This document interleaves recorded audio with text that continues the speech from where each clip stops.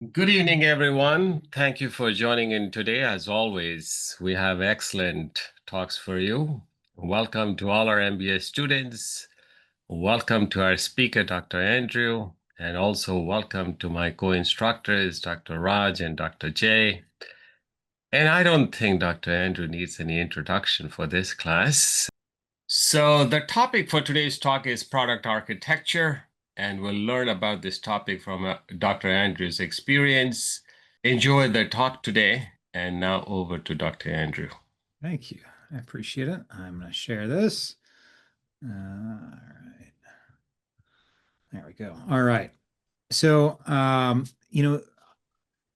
there's a lot of ways we can take this, but I'm going to give you some perspective from my day job. And I'll do that for a couple of reasons. First, I know it really well, so I can talk about it. But I think it happens to highlight some really interesting things about the different ways that you can think about product architecture. And, a lot of the things that we've done in the class portion, for those that are in the class, we talk about hybrid products, and this is really, a hybrid product. There's a software and hardware component, so we can go through it.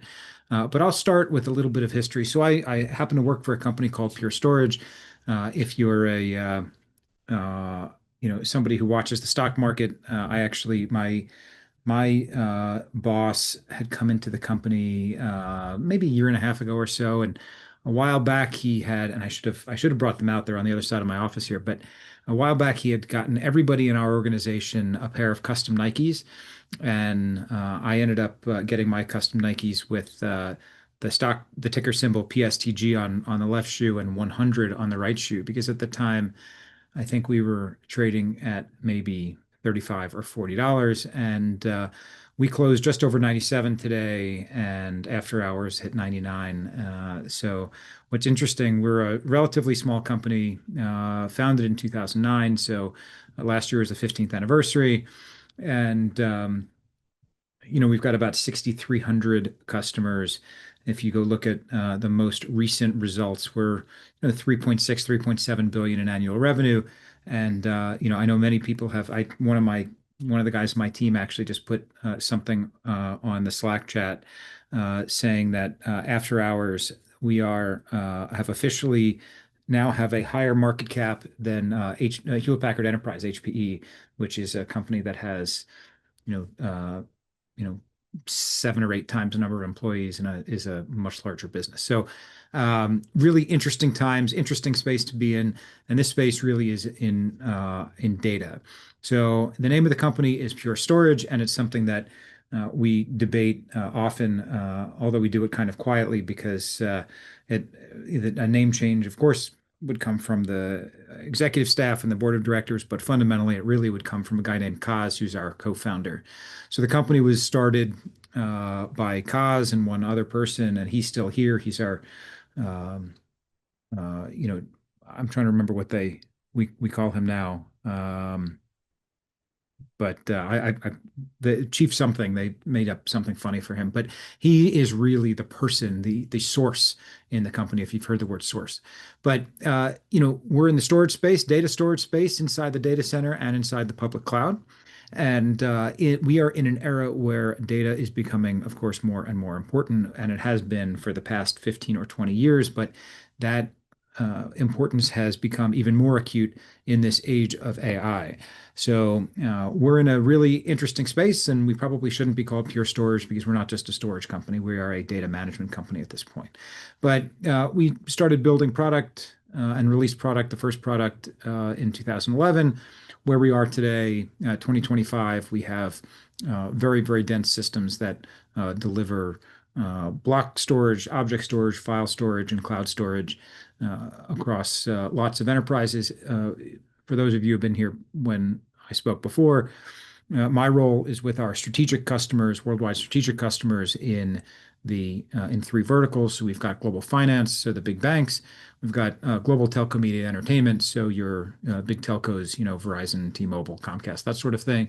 And we have a group called Select, which is a mix of manufacturing, so automotive companies, and some insurance companies, so your big autos. And you'll see me talking a little bit more about that in just a minute. But let me give you a little background on the way the product developed because it really will highlight in a very visceral way some of the differences between types of integration, between modular and integrated and loosely and tightly coupled types of architectures. So if you look at the way FlashArray works, so FlashArray is uh, our data storage platform that supports today uh, unified file and block storage. So primarily block storage, but we've added file capabilities. Essentially, it's a large pool of NAND, flash memory, and a big database. It's a key value store. And then we lay on top of that protocols that allow applications to connect to it. And traditionally, that's been block storage, meaning we create a virtual drive. We call it a LUN and issue that to a virtual server, and that machine then looks at that like it's a local hard disk and deals with it as it sees fit. File storage is where the file system lives directly on our platform, and you access it through traditional file protocols like NFS or SMB. And then we have another platform that I'll talk about in a minute called FlashBlade, which is object and file, and similar from a key value store perspective, but fundamentally different in that that's a scale out platform and this is a scale up platform. And when I say scale up, it means that there are two controllers, and those controllers have access to all of the NAND memory that is connected to the system.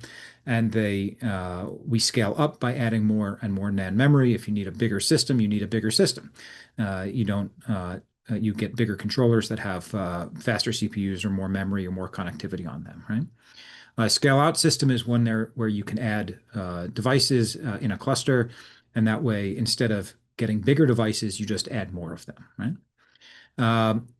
But if you look at some of the history of the way the platform was built, again, this M series came out 2011-ish. So this is a little bit later. The first ones were literally Dell servers with some disk trays attached to them and off-the-shelf SSDs, primarily from Samsung, that were connected to them.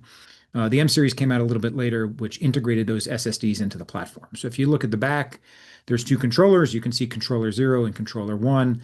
That's where the software runs and provides all of the services that we have. You look at the front, you can see that orange line in the middle. That's actually, there's a bezel, a cover on there, and that's as if the bezel were cut away. Each of those vertical things are SSDs, so solid state drives. And hopefully you know what a solid state drive is, but if you don't, a solid state drive looks kind of like this if you were to take the cover off of it. I used to have samples on my desk and I can walk through how each of these things work. But a solid state drive is a thing where we take flash memory, and flash memory comes from, there's specifically only three companies left in the world that make this. Micron, Kioxia, which used to be I'm sorry, there's four companies. So Micron, Kioxia, which used to be Toshiba, SK Hynix, and Samsung make flash memory. And it's a very difficult thing to build. It takes a long time and a lot of money to build a foundry to actually build these things. But it's a type of memory that lives on a chip, and it's non-volatile, which means you can take the power away and the data still stays on there. So that means if you pick up your phone and you were to crack it open, you'd see NAND chips on there. If you buy an iPhone and it says, well, it comes with 512 gigs of memory, it's this kind of memory storage, so NAND memory. But you see at the top of the device, there's a controller. And why is there a controller? Well, the way this industry was built was that everybody had built things around hard disks. And there may be some people young enough not to remember hard disks, but most of you probably remember hard disks. They are spinning devices. It's literally iron oxide rust on a plate and a magnetic head that goes across it to read and write data. And it had an interface that would connect to a machine. And when we started creating solid state drives with NAND memory, we have to address the NAND memory very, very differently. So instead of doing that and teaching upstream systems how to control NAND, we put a little controller in an SSD. It's actually a little computer chip. It's usually an ARM processor like you have in your phone. And that little chip runs some software that makes the NAND memory look very much like a hard disk. And that allowed the industry to go and create flash-based systems without having to update anything else upstream. It used the same connector, it used the same protocols, and it used the same logical addressing methods. And we did this too. So we've never used a hard disk in any of our platforms. We were born in the age of flash, but when we built the first platform, we used SSDs. But several years later, we came up with a new way of doing things. And the challenge that we were finding was that every time you try to address the NAND memory through the controller as a uh, uh, like a hard disk would be controlled, you are at the mercy of what that controller does. It means that you have to have things like over provisioning, meaning if you buy a 1 terabyte drive, you usually have 1.5 to 2 terabytes of NAND or flash memory on there because the flash will wear out and you need to be able to write to different sections. And you need to have DRAM, dynamic memory, which is the system memory, the volatile memory that's much, much faster. And why do you need that memory? Well, we all think of NAND or flash memory as much faster than hard disks, and that is true when it comes to reads and random workloads where we're not tracking things in order. We're doing things from a random order of things. But what they're not so great at, especially as we got more and more dense parts, is they're not that great at write speed. There's a lot of latency when you write to NAND memory. So when you have an SSD, your writes generally go into that DRAM buffer, and that controller will then destage the things from that very fast DRAM into the NAND when it has time to do that. There's other issues like reprogramming, and I'm not going to get into the details of SLC versus MLC and QLC and programming speed. If you want to get into those details, I'm happy to do that later on.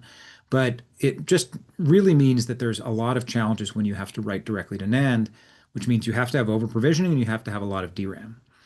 Well, it generally is for every terabyte of NAND, you have to have um, uh, 10 gigs of DRAM. It's a 10-to-1 ratio, which means that high performance SSDs become very, very expensive and very power hungry very quickly.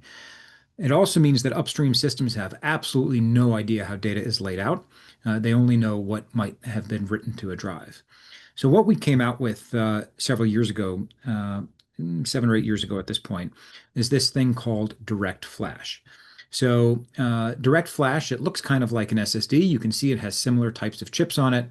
Those are NAND chips, and it has some interface controllers, but it does not have the same SSD controller that you find in SSD, and it does not have DRAM on it. And what the way we make this work is that um, because we control, again, this is where integrated architecture comes into play, we control the entire platform, the software stack and the hardware stack.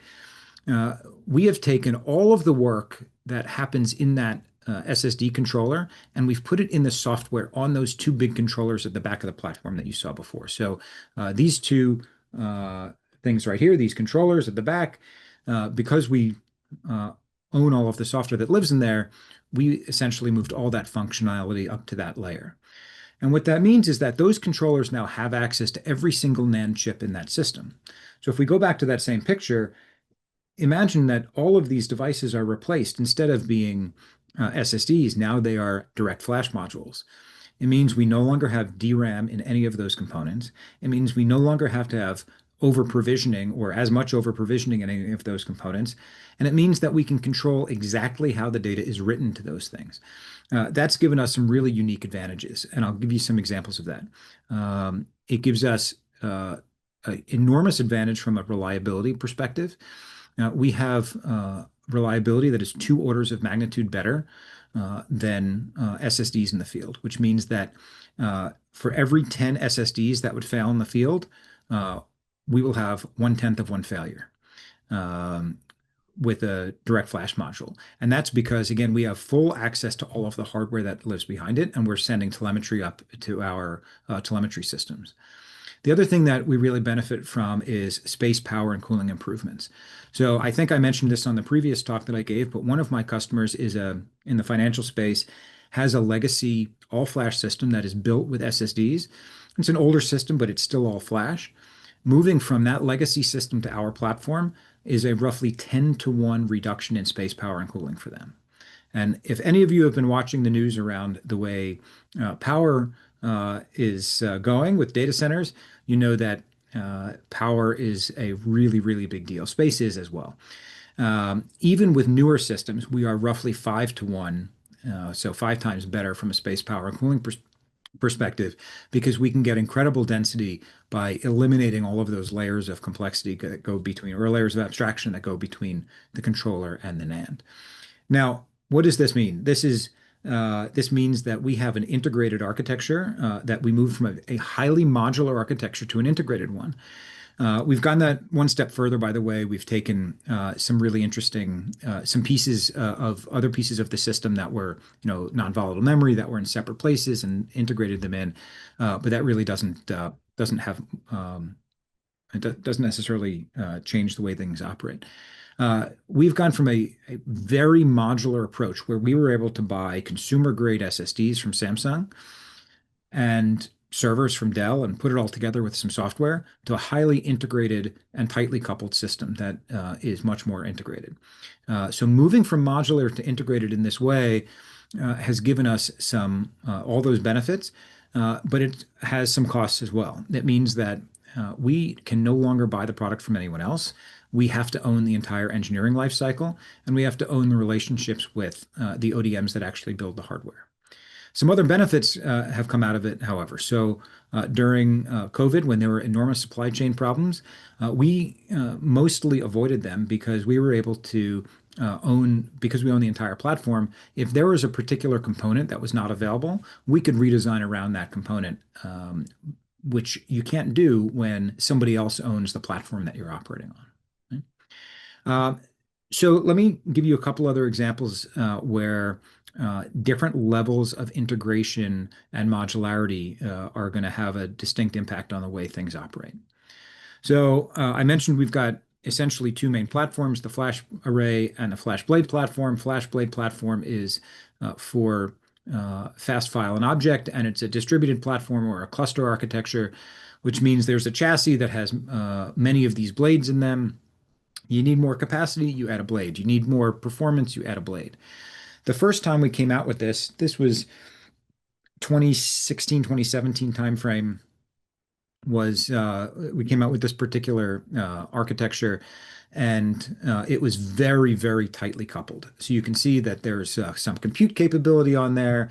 There's an FPGA, a field programmable gate array, which is essentially a programmable chip that had our own code on it, and it had memory, flash memory on it, and it was tightly integrated into this particular device. And what that meant was we had the highest performing system that was available in the market at the time, but it also meant it was incredibly difficult to evolve. And that meant that this system did not remain the highest performing system on the market. And it meant that we didn't evolve it quickly enough to maintain any level of competitiveness in the space. It also meant that the product was really expensive. And when it first came out, that was great because it generated a lot of value for our customers, so it justified the cost. But as the market moved forward, we couldn't maintain that. It actually became a really big challenge for us delivering this to our customers. So about 3 years ago, 3.5 years ago, we refactored that product into something called the FlashBlade S architecture. And this is something that remains highly integrated in the sense that we own the entire stack of hardware and software, but we did move further towards the modular side of things. So instead of integrating the NAND memory directly into the platform, we now use those same DFMs on the front of the system, and we can upgrade them independently of the platform. We moved away from a custom FPGA approach, and our CPUs are Intel Xeon processors like anyone can buy. So this is a situation where we felt that we had over-rotated towards a tightly integrated product, and while it created an enormous result in a short period of time, it just couldn't be maintained due to the deep integration that we had on that side of the aisle. Moving a little bit more towards the modular approach without going all the way gave us great balance, which means we've been able to rev the FlashBlade S blades. We're on the version 2 now. We've got 3 different versions. We actually have FlashBlade E. We have the S200 and S500. Recently came out with an S100, which is a middle performance blade. We can do lots of different combinations using different blades and different DFMs, all in a common chassis system. So a lot of flexibility that we got by really balancing our integration versus modular approach. Let me take a step away from Pure for a second and give you a couple other examples of levels of integration and things that have happened in the industry or in different industries. Uh, in the car space, there's a platform called the CAN bus, and I believe that is Car Area Network. And the CAN bus is essentially a network of different devices that most cars have. And if you have a car that's newer than about 2005 or 2006, you probably have a CAN bus car. And that means that different parts of the uh, car will communicate over a uh, standardized network and share standardized pieces of information. And that means that if you're buying a car, let's say you buy a Ford, they may use an infotainment control module from Harman International, it's owned by Samsung, but they own the Harman Kardon brand and a bunch of other infotainment brands. They're one of the big infotainment for automotive companies. And when Harman builds that system, they need to understand what the physical implementations are inside that car, which they work on with the vendor, but they don't really need to decide anything on how that module integrates with the other systems in the car because there's an API for that. It's called CAN, right? They work across that CAN bus. Prior to that, everything had to be connected to everything else, and each of those integrations was done in a proprietary way, which means that Ford would have to work with each of their vendors, and the vendors would have to work with each other. In the CAN world, because of that modularity, they can leverage those other types of vendors out there without having to have the vendors actually communicate with each other. Again, differences between integrated and modular that allow things to operate tightly. But keep in mind, and many of you are probably not old enough to remember this, but I certainly am.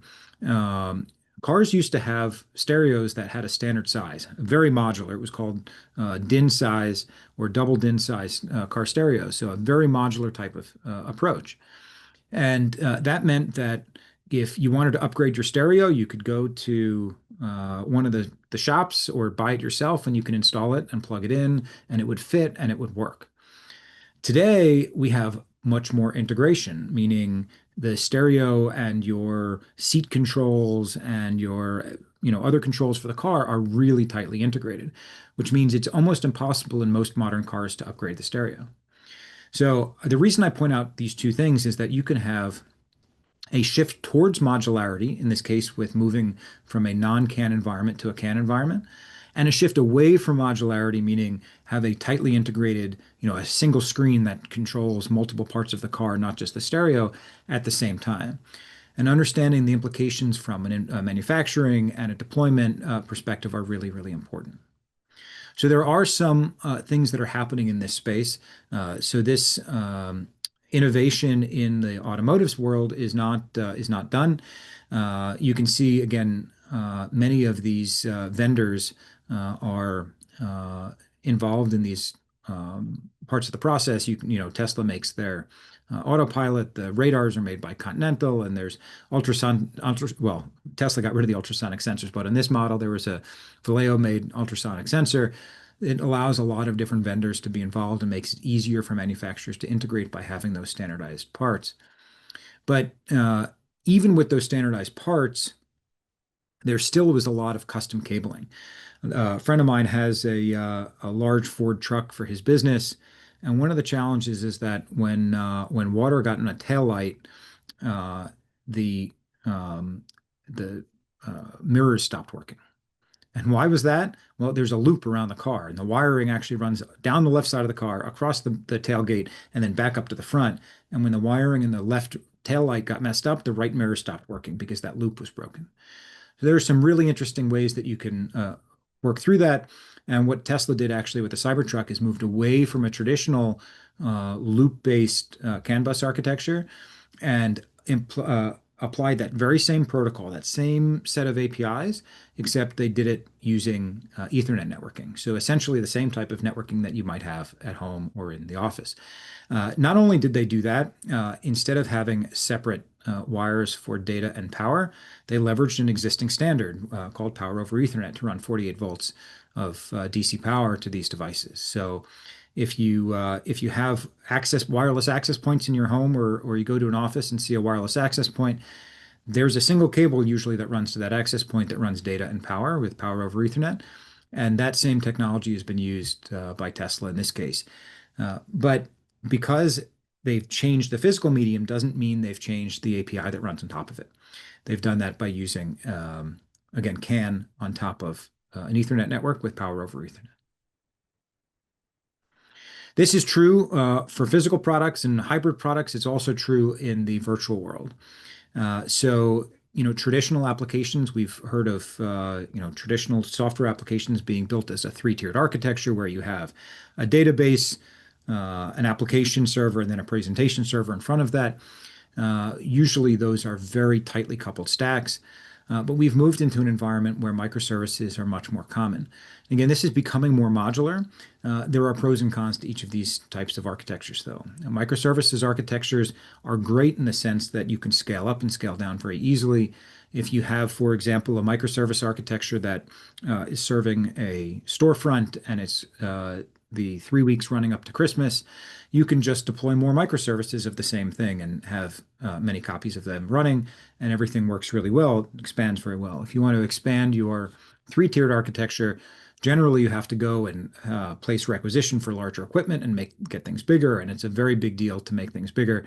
And once it's bigger, it's almost never going to be made smaller again. Microservices world, you can increase and decrease your sizes almost on demand. There are some downsides, though, and those downsides are keeping track of state. So what happens if I'm buying something in that pre-Christmas rush and I go and I put something in my cart and suddenly I'm load balanced to a different microservice? Is my cart still there? Well, that's up to the software developer to make sure that there is some kind of ability to keep state across them, or to make sure that users only stay connected to one service. And there are a lot of techniques that are used to do that, but each of those are not free. They require work, and they certainly add complexity to the system. So in both of these cases, pros and cons. I'm not suggesting in any of these cases that more or less modular or integrated are the right things to do, but you need to evaluate the pros and cons of where you're thinking modular versus integrated. Now, let's talk about another piece of architecture around early or late differentiation, specifically from a supply chain perspective. So if you look at this, this is a PC, and I realize it is 2025, and most of us have Macs, which is great. I certainly do. I like having a Mac. I used to work for this company called Dell. I had worked for a company called EMC that Dell had acquired. Left, I came back after it was Dell, but Dell remains a very large supplier of PCs. And if you look at the way these systems are, if you go to buy one, we've seen enormous innovations in the supply chain space, and we've also seen big shifts in early versus late differentiation. And architecture has a lot to do with how you design and plan and execute your supply chain. Even though supply chain is not necessarily part of the product, you have to think about how you're going to get your product built and delivered to customers. So if you order a Dell laptop, you actually get that laptop delivered to you by this little company called FedEx. And not only do they physically deliver you the product, they actually build it. So Dell had outsourced to FedEx. This is going back probably 8 or 9 years at this point, where FedEx has become the final integration partner for Dell laptops in the consumer space. And every time you go and order a laptop, you select all of your options. It actually comes from a FedEx warehouse, and it's a FedEx employee that will physically assemble it before it ships out to your house. That's a great partnership for Dell. You can see that it gave them significant advantages. It allowed them to have clear pricing, meaning they could understand uh, the price of the inventory, the price of the integration service, and the price of delivery, and allowed FedEx to, of course, bid on and receive profits for making this large transaction with Dell. They continue to do that. And in fact, FedEx is a company that from balance of trade reasons uses a lot of Dell technologies in their environment. But how do they actually assemble that? Well, let's take a look and see what these components are in a laptop. And all of you, or many of you, have been building these products or designing these products, and you've looked at component options that you have. Inside a laptop, obviously, there's all kinds of parts, right? There's a screen, and there's a system board, and there's a processor, and there's memory, and all of those things. This is obviously an old picture because it's got a picture of a hard drive instead of an actual SSD, and they don't look like that anymore. They're little sticks. But it still gives you the general idea. But if you look at the way most of these laptops were built, and you can see on this particular option, there are a few components that are modular and added on. You can see here's an SSD. So on the top, hopefully my cursor is showing up, this copper-colored heatsink is covering an M.2 SSD. So that's the new physical form factor of a storage device for a laptop. And then this is a SODIMM. This is the memory that goes in the machine.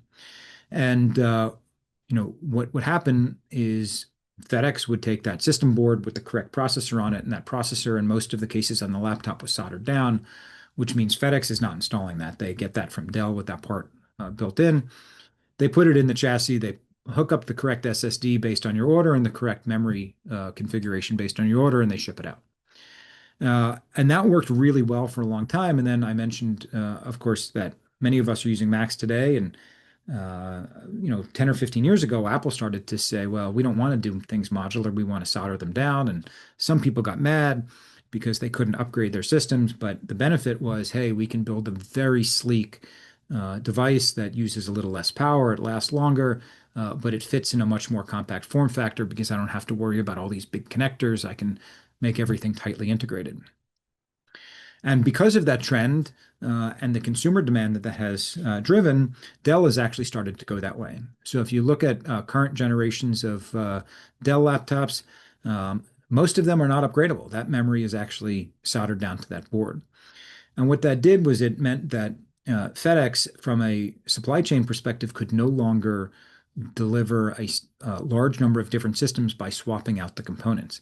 They had to pick a system board that had the processor that you selected and the memory that you selected. And that means that board with both the processor and the memory were created in the factory, primarily in Asia, long before it ever got to a FedEx supply chain site. So that means that we're in a very different world from the perspective of what the number of parts that they have to have on hand, the different variables that they have, and how much differentiation they can have. Again, pros and cons. What that allowed them to do was try and compete more closely with Apple on a sleek device, but it meant that they had to keep more inventory. It meant that they had to rely on their supply chain partner to house more different types of things. So it becomes a trade-off that every one of them has to consider as they're building those products. So just to put it together, a lot of different things that we think about when we're talking about architecture from a modular or integrated approach. Are you going to be loose or tightly coupled? And again, like I said earlier, you may choose one type of coupling in one area and a different type of coupling in another area. But for those individual decisions, are you trading off performance for cost, or are you adding complexity, or are you having to build something rather than buy that component? Or are you going to actually have to design something and manage all of the ODMs to actually build those kind of things? How does a very modular architecture allow you to differentiate? So if you're using a lot of components built by someone else, can somebody else copy that very easily? Well, the answer may or may not be yes. If you look at early days of Pure, we had a very difficult to copy solution because of the uniqueness of the software, not because of the hardware. Today, we have a very difficult to copy solution because of the integration of the hardware and the software. So it's a different way of going to market. when do you do that integration, right? So early versus late differentiation is going to be critically important when you think about how your product actually goes to market and how your product actually gets delivered to customers. And then understanding your dependence on outside vendors. So again, if I go back to this laptop example, in this case, uh, that particular memory device has a Micron logo on it. You can see the little M on it. And that Micron device was probably assembled in China with memory chips made in Japan. But what happens if you have uh, a challenge with getting a contract written with Micron? Do you want to go to Hynix and have a Korean-made part put in there instead? Well, because it's highly modular, super easy to do. There's not very much work. But if you took those individual chips and you soldered them down, well, you have to do a complete rework of that board to be able to have somebody else's chips put on there. So your decisions from a modularity perspective, from a early versus late differentiation perspective, are going to have impacts across performance and cost and complexity and the things that you have to do, your ability to negotiate contracts, and your dependence on outside vendors. So a lot of things that you have to think about when you do this. Um, there are, I was going to say something like there are no wrong answers, but there are wrong answers. There are a lot of different ways that you can do this, and you should certainly explore multiple options as you're building your designs and your products so that you can understand what those trade-offs are. And again, just like Pure made a switch midstream, you may have to, or you may find a desire or need to make changes later on. It was great for us to start that product in a highly modular environment where our IP was strictly in software. It meant we didn't actually have to build anything, and it meant our supply chain was incredibly simple. Now we're a larger company. We have the resources and the personnel to manage supply chain in a very, very strong way. Now we have the opportunity to go and change that approach because of the growth of the business and the availability of the personnel to be able to make it happen. So with that, I will stop sharing and ask what questions or discussions we'd like to have about this topic.